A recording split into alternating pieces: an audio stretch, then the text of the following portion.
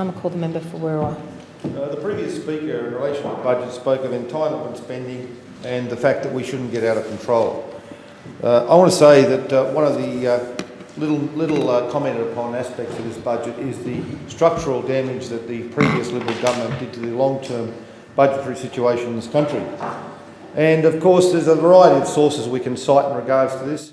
Stephen Koukoulas noted, if the current Labor government, he said at the time in 2013, delivered growth in real government spending during its first 5 years in office at the same pace that the Howard government had in the years 2000 to 2001, government spending would be almost 6% or around $20 billion greater in 2012-13 than is the case.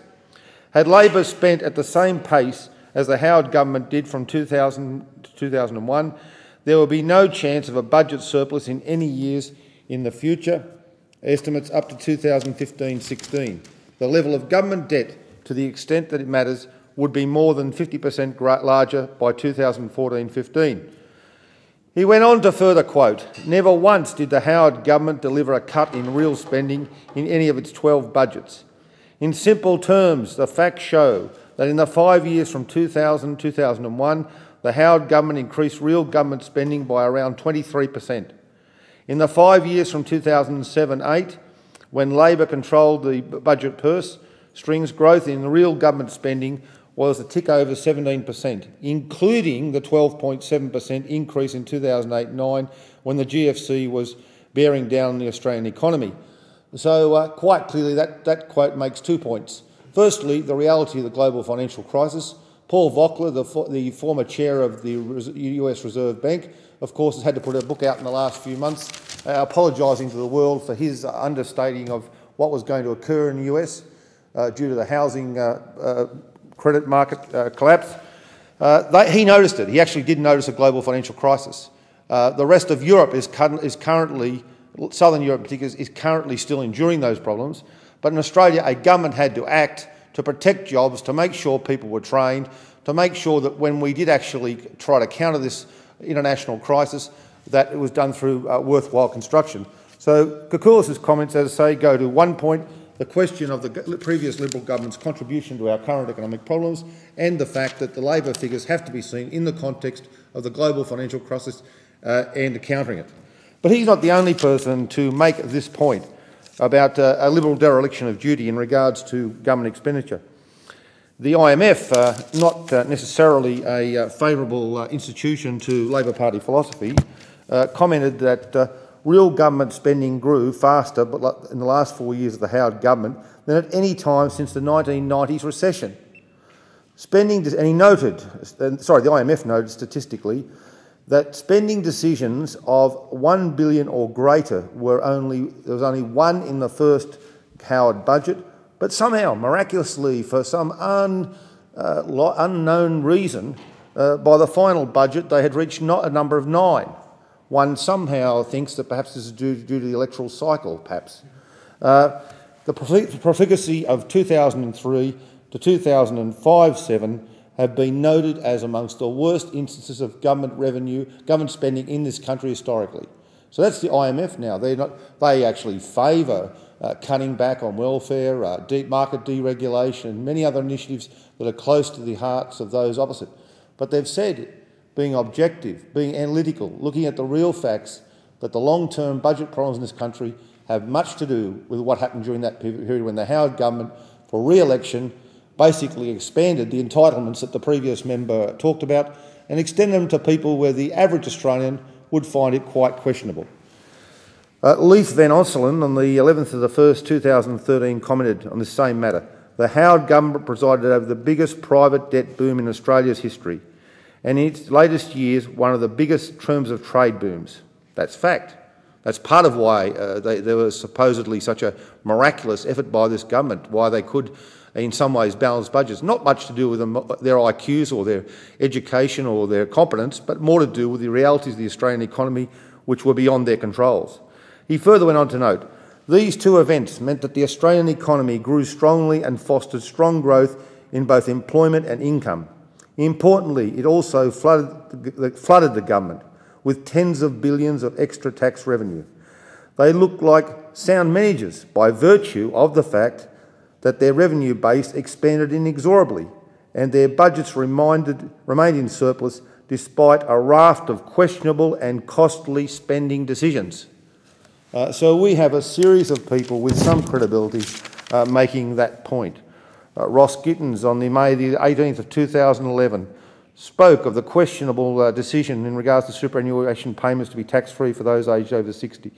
He cited the baby bonus. He noted the 30% tax rebate on private health insurance, which by 2013 had grown to $5 billion a year, a policy to subsidise a product that many people in the Australian electorate do not want. A deliberate policy by this government to make sure people helped these companies, assisted them, and basically, as I say, favouring a particular product that people didn't desire. And he talked about the minimally tested family tax benefit and the augmentation of that to a $150,000 level. So we've got a series of writers there who spoke of a profligate policy by the government, a situation where they had bounds of money coming in, not from revenue in regards to the minerals boom, not because of their own expertise, and they were able to basically do enormous long-term damage to the Australian economy. And this budget to hit poorer Australians is very much based around a scare campaign, an argument that if we don't do this, it's the collapse of Western civilisation. The member for Fairfax is one of many people who cited the reality that the government debt's around 12%, the average of advanced countries around 73%.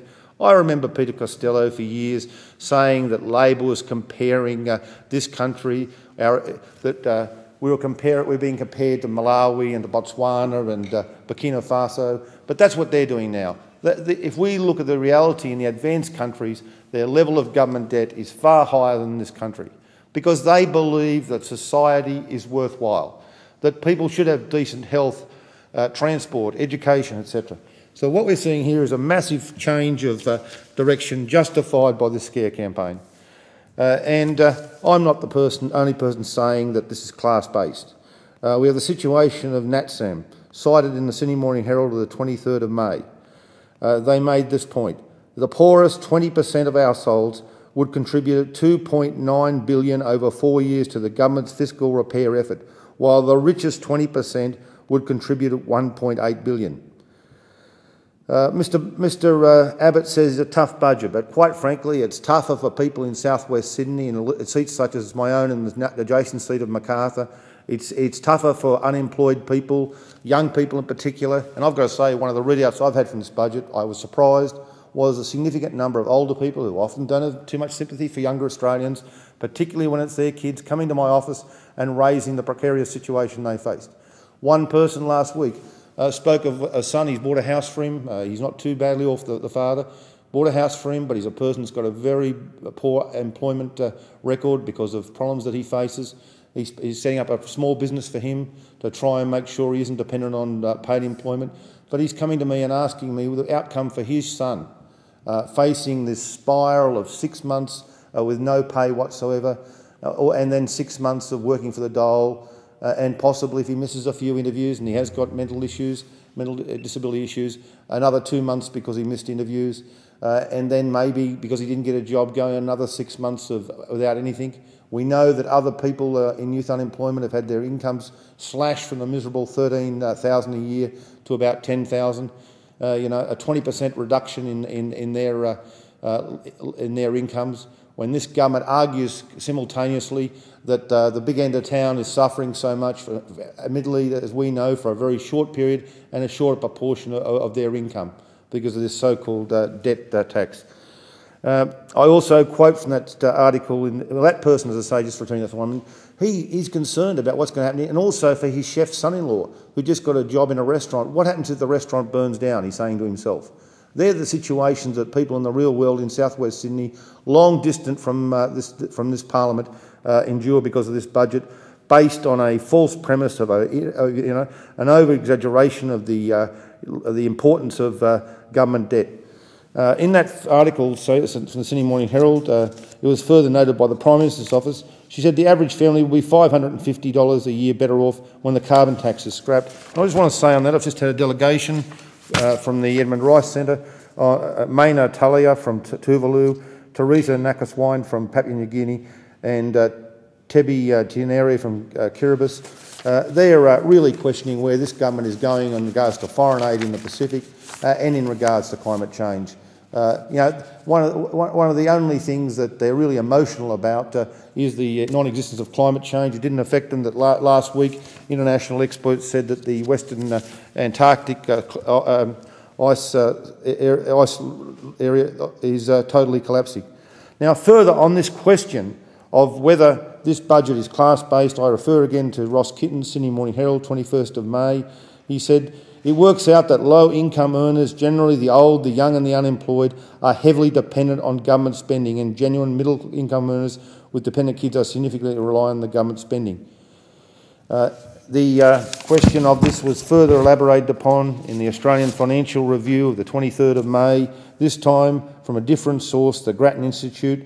It noted that the group worst affected by bracket creep is the 1.2 million earning $38,000 to $46,000 a year. I repeat those figures. Those earning $38,000 to $46,000 a year who will pay an extra 14% of their income, or $565 by 2016-17. Those on 46 to 56,000 will pay an extra 1.1%, but will face the same increase in dollar terms because of the way the marginal tax rates are established.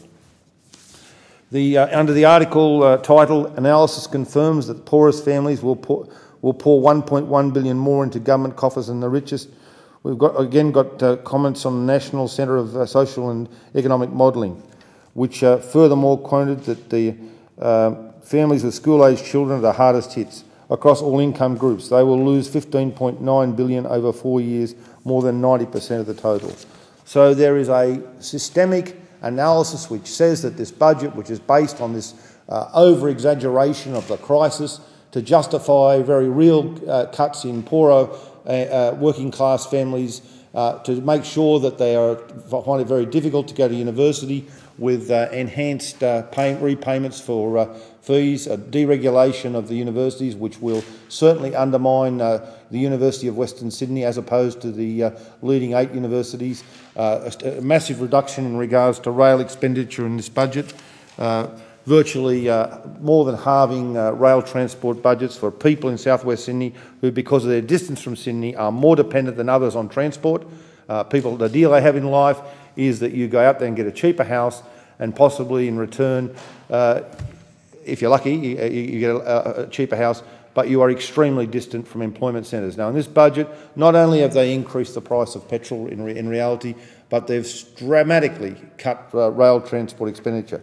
And to look at the realities in that region, the southwest Sydney region has got 9.1% unemployment currently, and that compares. There are only one region higher than that in New South Wales, urban. We've got a situation where variously the youth unemployment rate there is 20%. Just going back to transport, the actual figures in rail, 1,025 million, 2012-13, down to a miserable 319 in 2017 to 8.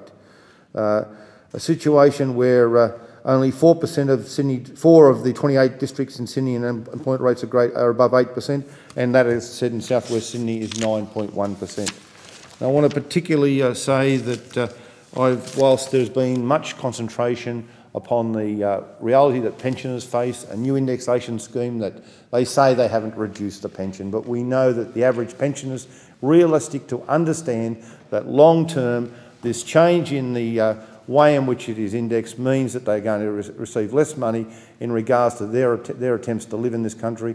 We've got a situation where people in the manual trades are being asked to work to 70 years of age, a situation where it might be very comfortable for clerical workers, it might be very comfortable for university lecturers and people in the finance sector, but for the people in those kind of sectors to ask them after years of hard labour to go this long is very questionable.